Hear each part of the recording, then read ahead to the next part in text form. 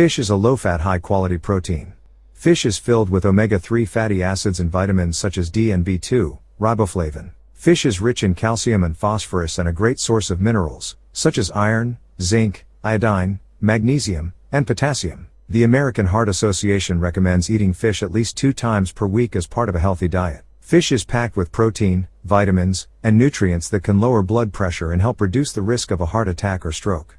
Eating fish is an important source of omega-3 fatty acids. These essential nutrients keep our heart and brain healthy. 2 omega-3 fatty acids found in fish are EPA, eicosapentaenoic acid, and DHA, docosahexaenoic acid. Our bodies don't produce omega-3 fatty acids, so we must get them through the food we eat. Omega-3 fatty acids are found in every kind of fish, but are especially high in fatty fish. Some good choices are salmon, trout, sardines, herring, canned mackerel, canned light tuna, and oi.